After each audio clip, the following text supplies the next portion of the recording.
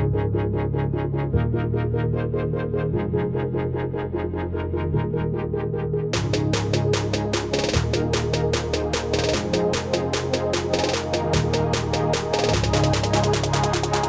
going to show y'all how to run a bead on a MIG welder.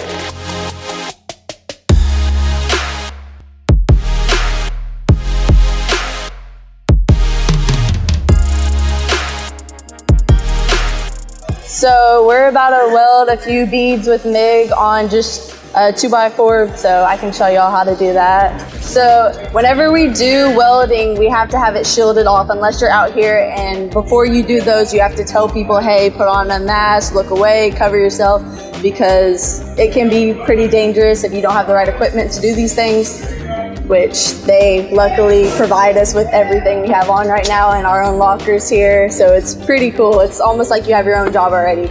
So first we're gonna check all these. These are our gases and our acetylene, and then this is the machine. So we're gonna turn this on, and then we're gonna preset that.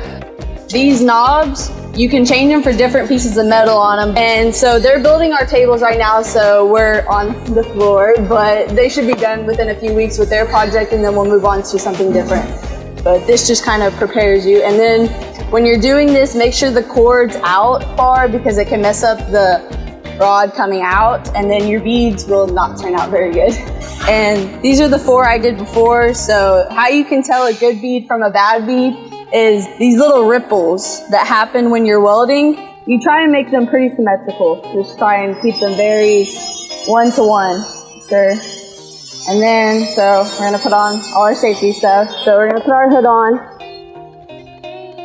and we're gonna get right above the piece of metal, and then we're gonna start it, and start a puddle first, and then we're gonna go down, puddle, go down, puddle, go down, puddle, and just keep doing that throughout it. And when you're looking at it, you can see the puddle making itself as you go. That's how you know if you need to speed it up or go slower.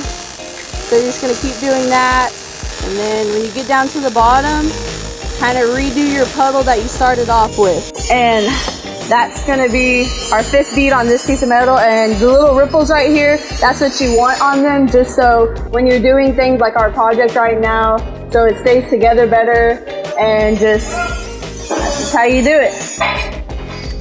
So that's going to be the newest one. So then after we do this, we're going to take it, and normally we'll rinse it off within a few beads, and we'll do that, and then we'll take a wire brush and just kind of clean it off. These type of projects, we want it to be very pretty, so like show welding, not only for their purpose, but pretty much there.